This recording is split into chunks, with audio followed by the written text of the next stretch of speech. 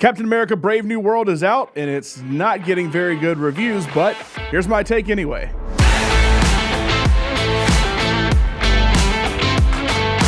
Welcome to the Pop Culture Life. I'm John Lunsford, and the latest MCU film is out, and it's the first film to feature Sam Wilson's Captain America, played by Anthony Mackie, in a feature role after he took over the mantle in The Falcon and Winter Soldier. Now, I'm not going to get into spoilers in this first part of the review. I'll give everyone fair warning before the spoilers start. Once you see the movie, you can come back, and that part will dive into various aspects of the movie and the big picture implications of the film, of which there are a few little nuggets mixed in that could play a role down the line.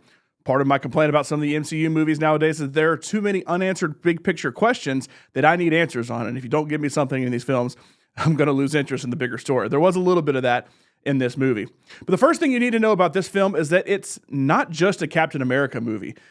There's some homework I think you really need to do in order to understand what is actually happening in this film. First off, this is as much, if not more, a sequel to 2008's The Incredible Hulk. While Captain America is the main character in this film, many of the plot points have to do with the Hulk instead. There's three things I think you need to have watched to really understand what's going on here. First off is The Incredible Hulk from 2008. To truly understand, I think, Thaddeus Ross's story, who was played by William Hurt in the MCU before his death a few years ago. Harrison Ford has now replaced him, even awkwardly donning the mustache in a few old pictures that they took. I think you need to watch The Falcon and Winter Soldier, which was a TV show, one of the first TV shows that they did on Disney Plus within the MCU that kind of sets up the story of Sam Wilson, a.k.a. Falcon at the time, and Bucky Barnes, a.k.a. the Winter Soldier, after Avengers Endgame and then Steve Rogers choosing to pass the shield on to Sam. It also is going to help you with Thunderbolts coming up as well, because there's some aspects of Thunderbolts in that movie as well. I would also recommend that you see Eternals. It didn't get a lot of praise. It is a movie that a lot of people are trying to forget about, but it did build up a handful of very major plot points that are kind of hard to ignore. Most notably, there's a giant dead body in the middle of the Indian Ocean called a Celestial, which is basically an ancient race of giant cosmic beings, and you learn more about Celestials in some of the other movies, but turns out the Earth was an egg for one of the Celestials, and it halfway emerged, and then the Eternals stopped it from emerging. So now there's a giant dead body in the middle of the Indian Ocean. That all serves as the backdrop for the story of Captain America Brave New World. I think it's kind of good to know what the deal is with that, since they really don't explain much about it other than, hey, there's this giant thing in the sea, and the world powers are fighting over its resources. That's kind of the backdrop for the story. So now that all that is out of the way, I actually went into the movie with fairly low expectations. I'm honestly not a huge Captain America solo movie fan before this. I know everyone loves The Winter Soldier, and, I liked it okay. I liked the first Avenger okay, but I've always been more of a Thor guy when it comes to the individual movies, and I think those two and Iron Man are heroes that really had a lot of movies in the Infinity Saga. But also, like I said, I like big picture stuff, and I think that's why I like Captain America Civil War more so than the first two Captain America movies, because it really was an Avengers movie, not a Captain America movie. So when Sam took over the shield, I didn't necessarily think it was a bad choice. It's happened in the comics, they brought it over to the movies, and I'm good with that. The problem is there needs to be a good story for Sam. We had good stories with Steve Rogers, and I don't know who's going to ultimately lead the Avengers in the future like Steve and Tony Stark did before. Most of them are still around, but those two are gone. So when Sam's away from the Avengers, what is that story? I think the story of who should be next in Falcon and Winter Soldier was good, but that's done now. The answer is Sam. So what's next? This movie was not that answer, because you could pluck Sam out and put Bruce Banner in, and honestly, it wouldn't change much. If anything, it'd make more sense, and a Hulk versus Hulk battle would probably be more entertaining than the Hulk versus Captain America, or a Hulk, not the Hulk. This is the biggest problem with the film. It just doesn't feel like a Captain America film. It's not doing Sam Wilson justice. That's the problem. There's a side story with Isaiah Bradley that continues on from the Falcon and Winter Soldier, but that's really the only tie to Sam Wilson that exists in this movie, other than he just happened to be on Cap's side in Civil War, and that obviously had a lot to do with Thunderbolt Ross. But so were a bunch of other heroes as well. Harrison Ford is fine in the movie. He can be a good Thunderbolt Ross if he ever plays him again. The Red Hulk is one of the main promotional points of this film, but then the whole film spends the entire time in mystery over, oh my gosh, what's happening to Ross? I think something's happening to Ross. Yeah, we know. This is a promotional picture from the movie. He turns into the Red Hulk. Did you not watch the trailer? I don't want to get into the villain in a non-spoiler review, because I think they purposefully kept him out of the trailer. Just not a very good villain. And Ross is also kind of a villain in this one. And I think Harrison Ford is fine. It's just the way the storyline plays out, you're supposed to be in mystery that he turns into a Hulk when that's literally the whole promotion for the movie. So overall, my grade for this movie is, it's all right. It doesn't really do anything bad. It just doesn't really do anything good. It just kind of exists to move a couple of minor plot points forward before we get to the important MCU films later. If you want to truly appreciate the MCU and you need to be a completionist, go see it. Outside of that, you're really not missing much. This can definitely be one you wait for it to come on Disney+. All right, spoiler time. I've warned you. You have 3 seconds to get out. 3, 2, 1. Spoilers. All right, so a few things in spoiler territory. First off, I don't know that they ever said this in the trailer, so I wanted to save this for the spoiler aspect, but adamantium is the resource they're fighting over from the giant celestial in the ocean. This is their way of introducing adamantium, which is a very powerful metal. If you don't know what that is, the best way to remind you of what it is to say Wolverine. That's what Wolverine's metal skeleton is made up of, so it's obviously a very powerful metal. If you've seen Logan, you also know that it can slowly kill you as well, so I don't know if they'll ever bring that up. But they basically tease in this that adamantium is stronger than vibranium, so I guess that's what we're going to get all of our armor made of moving forward. Speaking of vibranium, a bunch of random Wakanda references are in this movie with Sam's new vibranium suit that has the same capabilities of Black Panther's suit, just with wings. There's really nothing from the world of Black Panther here, just some random, oh yeah, Wakanda exists dialogue. And also pointing out in one scene that it'll now be easier to go around Wakanda because they're an isolationist nation, and their vibranium because the USA is going to have their share of adamantium. There's a whole thing about we're going to sign a treaty with Japan, India, and France. I don't know where everybody else was, but at least those countries are going to be involved in mining the adamantium. It's in the Indian Ocean, so obviously India is part of that. But, you know, I guess everything's all good with that. They said that they signed the accords at the end and kind of left it. The villain in this movie is not great, and a comic book movie is really only as good as its villain. Leader is just barely teased in the trailer. You get a little bit of Tim Blake Nelson talking. There's a scene of him walking out of the shadows that in the movie we realize now he has like glowing green eyes, but that was cut out of the trailer. You just hear him saying like 1 or 2 lines.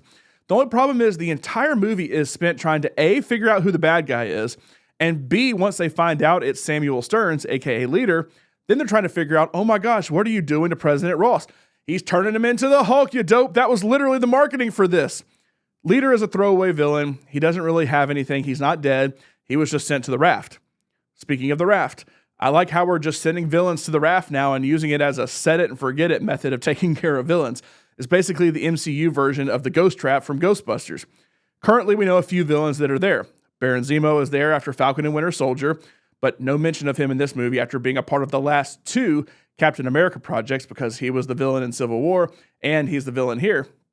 Diamondback from Luke Cage, the old TV show, and Trish Walker from Jessica Jones are there, and now Samuel Stearns and Thunderbolt Ross is there. I think it's a little much to put Thunderbolt Ross there. I know he can turn into a Hulk, but I don't know if we'll ever see him again because I feel like when people go to the raft, they go to the raft to disappear from the MCU, except for in Civil War when obviously they took Sam and Cap's team from that battle there, and then of course they got out. Speaking of his team, the Avengers. Ross asked Sam to start the Avengers back up. Clearly, they haven't really gotten together much since Endgame, with Tony Stark dead and Steve Rogers either dead or living on the moon, depending on who you want to believe in the story. I'm sorry, wait, who are you? Captain America. I thought Captain America was on the moon. The film starts with Ross wanting Sam to start the Avengers back up, but under government watch. If you've seen Civil War, you know this was a massive point of conflict in the past. But after they saved the world in Endgame, I guess they're a little better with it, because like, hey, thanks for saving the world. But since Ross is now in lockup, what's going to happen? Because it seems like that was the only trigger to really start things back up. And Sam mentions it a couple times like, oh, he wanted me to start the Avengers back up. Well, are you? Are you going to do it? It sounds like there really wasn't much of an effort to do it before on Sam's end. So, you know, they were all very official before. They had the Avengers Tower, which was the Stark Tower that turned into the Avengers Tower, then Avengers Campus, but all of that was destroyed in the fight against Thanos. And of course, Tony is not there to pay for it all. So what now? You know, if we look at the original Avengers, the core team from the beginning was Iron Man, who is now dead, Captain America, that version is either dead or once again living on the moon, depending on who you believe.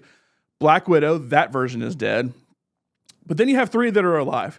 And the main one to point at is the Hulk, because Once again, this was basically a Hulk sequel as much as anything. The last we saw of Bruce Banner on film was at the end of Shang-Chi, where Wong and Captain Marvel were talking about the 10 rings being a beacon to something with Bruce Banner in the room.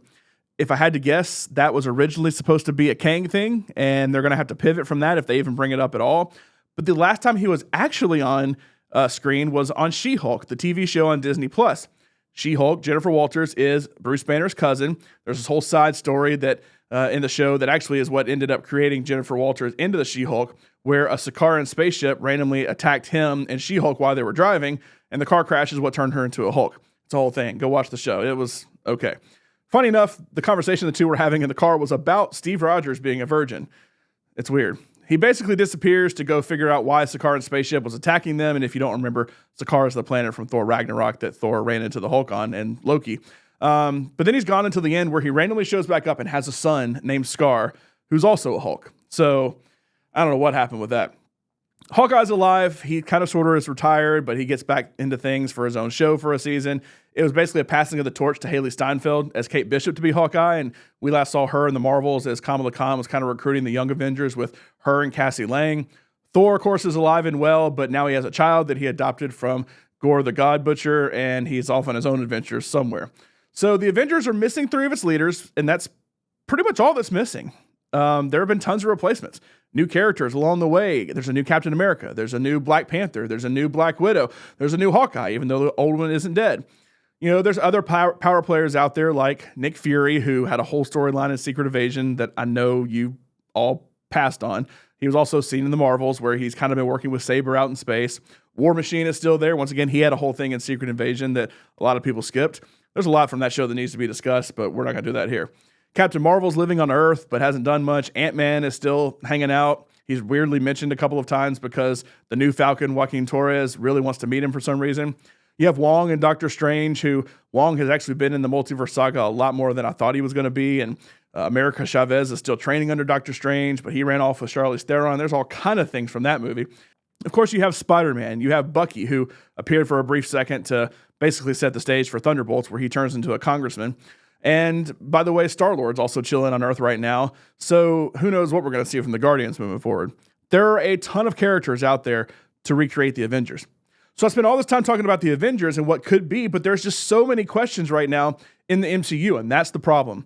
Every movie asks 50 questions, and we're lucky to get one answer in the next couple of projects. There are some big picture things in this, and I can appreciate that, but this was not a good and proper Captain America story. All we got was a few nuggets that didn't really satisfy anyone. And I haven't even hardly touched on